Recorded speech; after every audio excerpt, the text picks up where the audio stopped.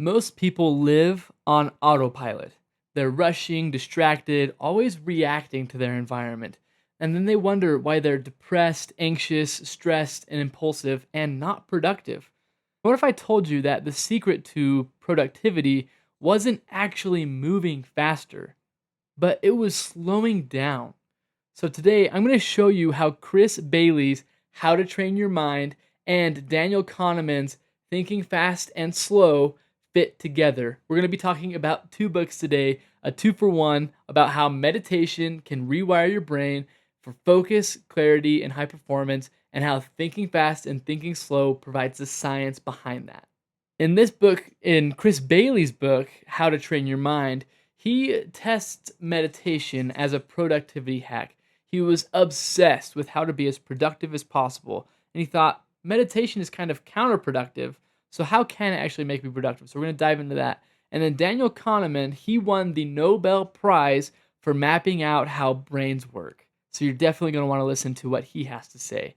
By the end of this, you will know how meditation strengthens your system 2 brain, your system 2 thinking, and that will give you more control, more clarity, more productivity than you ever thought was possible. And how for every 1 minute that you meditate will give you 9 minutes back in productive time. So, again, we're just going to cover the science of System 1 and System 2 thinking from Thinking Fast and Slow, and some ways that you can meditate and why you should be meditating, even if you feel like it's not the most productive thing you can do, because it is. The first thing you have to understand is the difference between type 1 and type 2 system thinking. Type 1 thinking, what Daniel Kahneman calls reactive thinking. This is our brain's survival mechanism. When you see something in your peripheral and you react and look to it, when you get out of the way of a car, it's your brain survival. You get anxious and depressed because you're operating in survival mode or your sympathetic nervous system. Whereas system 2 thinking is slow and deliberate and conscious, making very aware decisions of what you're doing within your environment. This one isn't more about survival, but more about deliberate present living. So, what does meditation have to do with these thinkings? In today's society, we're so caught up in being on autopilot that 80 to 90% of what we do is actually autonomic processes. The way we brush our teeth, the way we walk, the way we sleep, the way we work, the way we drive, the way we talk to people, the way we interact, everything is on autopilot. You're just living life. You're not really being intentional, except for maybe the few times that you make a few decisions throughout the day. But we're always having distractions, like I have to catch up on Netflix or Instagram or Facebook. We're being distracted. And so that keeps you in system 1 thinking, which is survival mode, versus system 2 thinking. Meditation ties into this because you intentionally slow down, you relax, you breathe, you focus on your breath, and you focus on how your brain is thinking. This intentionality actually helps you have more focus, more clarity, more happiness, and an overall better sense of purpose when you actually do sit down to do focused work. And it will help you to get into a flow state faster and more easily. So think of it as meditation is the bridge between system 1 and system 2 thinking. In order to get out of system 1, using meditation to get into system 2 so you can be more deliberate with your thought. It's like a muscle. It's a bridge that you have to keep on building like you would a muscle. So, what are the actual benefits of meditation? For every 1 minute of meditating, Chris Bailey predicts and says that you would get approximately 9 minutes back in return of productivity. This is on a curve because you can't meditate for a whole day and then have unlimited time. The law of diminishing return gets you to about 20 to 30 minutes of meditation per day. But the trick is, you don't need to meditate for 20 minutes. You can meditate for just 2 minutes and still get some benefit. The more important part is getting consistent. When you're consistent with this, it's going to help you with your working memory, which is basically what you have in your environment around you to remember things and to help you read faster, to learn faster, to gain skills faster. It will help you to be less impulsive. So when you have that urge to reach for your phone, to reach for food, to reach for some kind of distraction, you're able to resist it better because you're more conscious and aware. You're no longer on autopilot. To keep with the matrix, you decided to take the blue pill. You decided to make the decision to the choice, the deliberate choice to get out of the matrix, to be deliberate and not on autopilot. Meditation is the only productivity hack that multiplies your time instead of slicing it thinner. And something that Daniel Kahneman talked about with your brain and mapping this out is a thing called priming. For example, if I were to ask you to spell SO blank P, there's a couple of different ways you can say it. But then if I start to give you priming words like eat and food, you're going to replace it with a U to make soup rather than soap. So this priming effect makes it so your brain makes connections through what's called heuristics. We're going to talk more about heuristics. Heuristics are just brain shortcuts. Daniel Kahneman also looked at this. When you tell somebody words like old, slow, and wrinkly, people actually slow their pace of walking. And if you use words like fast, young, agile, people will start to walk faster. You can prime behavior with your thoughts and your words. Now, this is the power of System 1 and System 2 thinking together. There are so many more examples I would love to share, but for the sake of this training, I'm not going to dive too deep in. What I will say is that the art of meditation, the practice of meditation, helps you get rid of this unconscious priming so you can be more deliberate in your thoughts. When there's so many marketing things and ads, things that are going for your attention out there, this will help your brain be able to stay focused on and deliberate on what you actually want. It gives you back the freedom of choice. So without mindfulness, you're primed by everything around you. With mindfulness, you are able to prime the world around you. Something that I speak about frequently as a sport psychologist is athletic training and how athletes train their mind. And the reason I'm doing this mind fit for salespeople and for everybody is because you don't have to be an athlete to train your mind.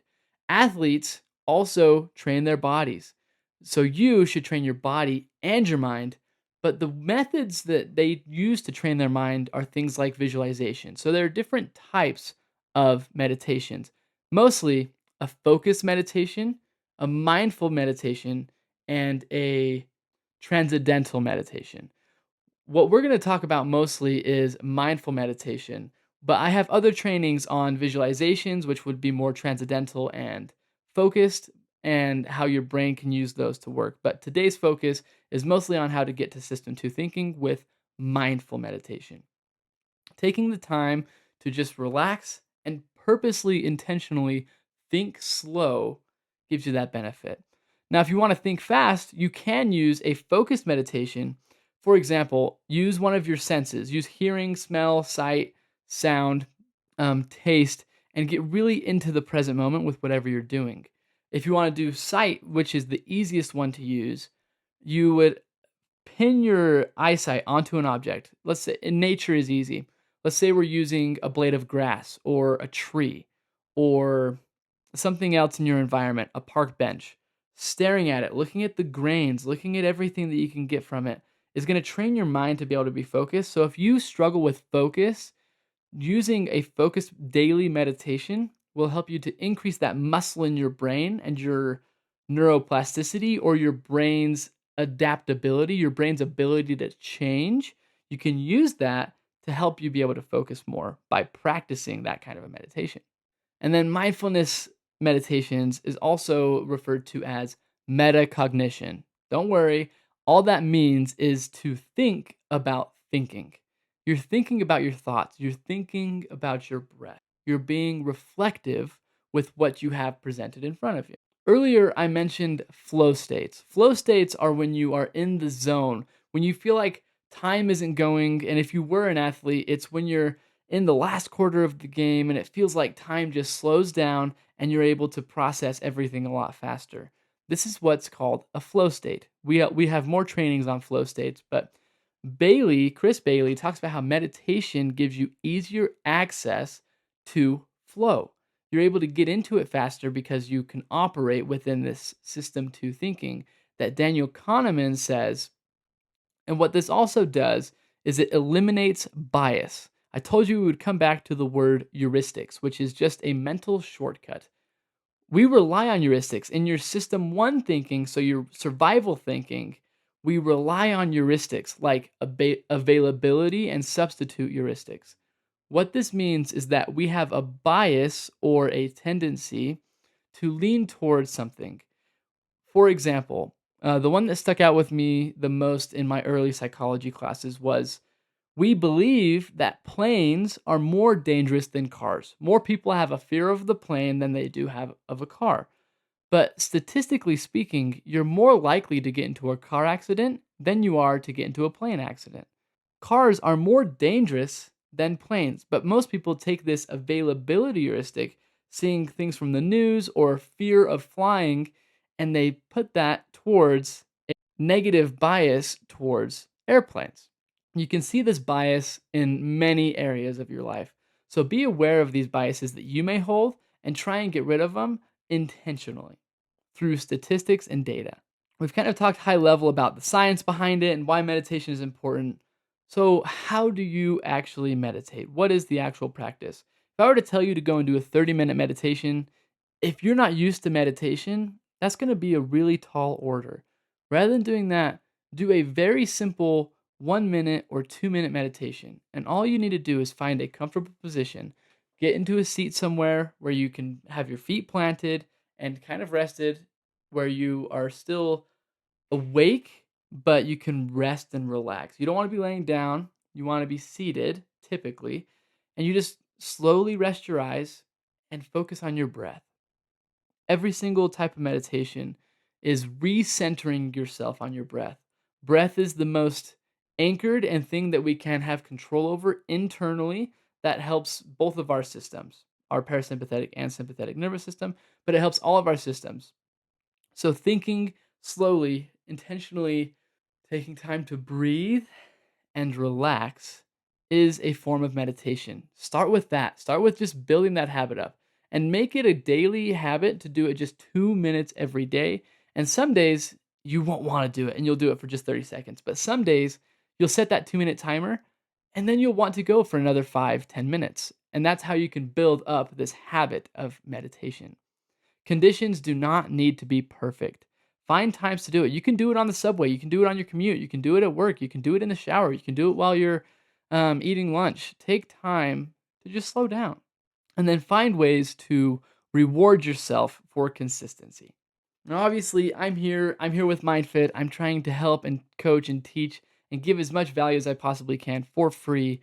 When I talk about MindFit, I think of mind over matter, which is what this little MF means right here. Mind over matter. We align our physiology, our body, with our psychology.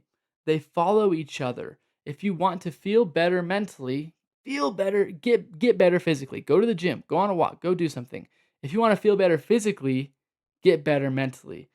And the more power that you have physically and mentally, the more ability you'll have to be intentional with your life and to finally live life with passion. Live life with purpose. And that is my goal for you, is to be able to live your life with purpose.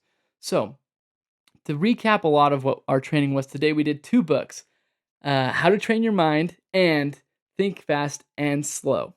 Meditation lowers your impulsivity of system 1 thinking, and it strengthens your system 2 conscious response.